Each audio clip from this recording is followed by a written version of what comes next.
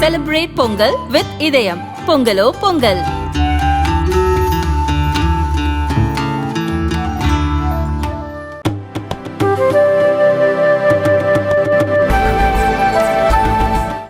And secondly, do you have any message for the young IPS professionals? Any message that you want us to invite to us? Any message that you have for us? Thank you. मेरा role model मित्रों, मैं बहुत छोटी आयु में मैंने घर छोड़ा हुआ इंसान। At the age of 17, I left my family. मैं वर्षों तक हिमालय में रहता था। कुछ समय में रामकृष्ण मिशन में काम करता था। मैं उस दुनिया का इंसान और उसके कारण स्वामी विवेकानंद मेरी जिंदगी में हर पल एक शक्ति के रूप में मुझे मिले हैं और मुझे फिर उसके बाद किसी और को खोजने की आवश्यकता नहीं लगी और जीवंत व्यवस्था में कोई जरूरत नहीं होती, इसलिए अपना गाड़ी उन्हीं से चल जा रही है और चलती जाएगी, ऐसा मेरा विश्वास है। तो मेरे मन पर उनका बहुत प्रभाव रहा है और उसका कारण मेरा अपनी जिंदगी का एक बैकग्राउंड है, उसके कारण वो है।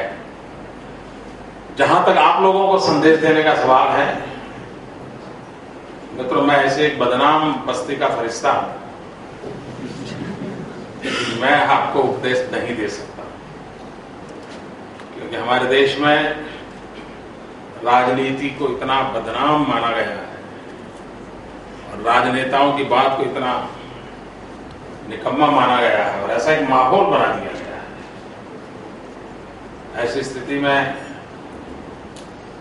ये दुस्साहस होगा कि मैं कोई संदेश देने का पाप करता हूं तो, लेकिन कभी कभी अगर आपको करंट टॉपिक्स पर अब्दुल कलाम जी को पढ़ने का अवसर मिले तो जरूर पढ़िए।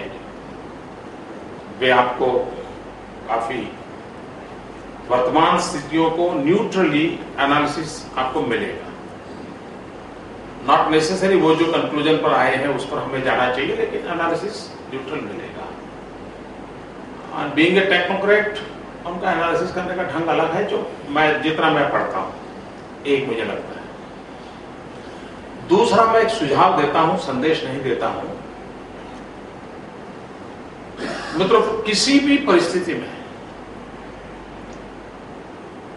कोशिश करनी चाहिए कि साल में कम से कम इतनी बायोग्राफी में पढ़ूंगा।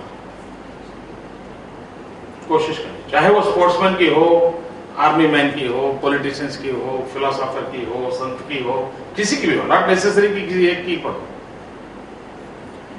उसके कारण आप इतिहास के काफी निकट होते हैं और वो हमेशा आपको खुद को अंदर रख करके देखने का अवसर देते हैं कि भाई इसमें मैं कहां हूं। आप देखिए, कभी किसी बायोग्राफी पढ़ेंगे तो आप खुद को अंदर खोजेंगे और समझ लीजिए जिस पल आपने खुद को अंदर खोजा, आप बहुत सक्सेस हो गए, ऐसा मेरा मत है।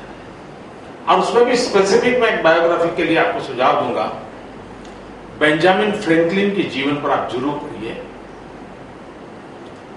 क्योंकि वो रूटीन जितनी बायोग्राफीज है उससे बिल्कुल अलग है बेंजामिन फ्रैंकलिन वाला। क्योंकि उन्होंने क्या किया है, जैसे बड़ा चार्ट है, अच्छी किताब है, आपस में शायद किसी ने पढ़ी होगी, जो बड़ा वॉल्यूम है उसको पढ़ना चाहिए। अमेरिका के राष्ट्रपति रहे हैं, वो क्या करते थे कि भाई जैसे वो काम करते थे, फिर भी लोग शिकायत करते थे कि आप मिलते नहीं हैं, आप काम नहीं करते, तो फिर उन्होंने एक सिस्टम बनाई कि मैं ये मेरी कमी को कैसे दूर करूं। वो सारी चीजें उन किताब में लिखी हुई है। करूं तो भी अच्छा, न करूं तो भी अच्छा, ऐसे काम कौन से, बिल्कुल नहीं करने चाहिए ऐसे काम कौन से। और हफ्ते के बाद उन्होंने उस पर मार्किंग किया तो ध्यान में आया कि पिछले हफ्ते करने जैसे जो काम थे वो हार्डली 2%, 3% किए थे, नहीं करने चाहिए थे 8-10% कर दिए थे, और करूं तो न चलेगा उसको सबसे ज्यादा किए थे। तो उनको ध्यान में आया कि आई हैव टू प्रायोरिटाइज है कि मुझे नींद बहुत आती थी, मैं नींद कैसे करूं, तो पूरा चार्ट लिखा है कि नींद कम करने के लिए उन्होंने कैसे कैसे प्रयोग किए और कैसे किस समय सक्सेस मिली। यानी किसी भी व्यक्ति को एक ऑटो पायलट अरेंजमेंट चाहिए तो इस किताब से मिल सकती है। तो अगर आपको कभी मौका मिले, आप बेंजामिन फ्रैंकलिन की लाइफ को उस रूप में पढ़िए तो खुद को सवाल के रूप में होगी और आपको सॉल्यूशन नहीं मिलता होगा। तो उन्होंने उसको फिर खुद ने इंप्रूव कैसे किया, इंप्रूवमेंट की सारी कहीं कोई किताब से उनको इंस्पिरेशन मिला, उस कोट को उन्होंने लिखा, इस कोट ने हेल्प मी ऐसा करके, और बाद में बदल गए और गुस्सा छोड़ दिया। ये ऐसा नहीं है, गुस्सा उस पूरी प्रोसेस को उन्होंने बहुत बढ़िया सिस्टम से लिखा हुआ है।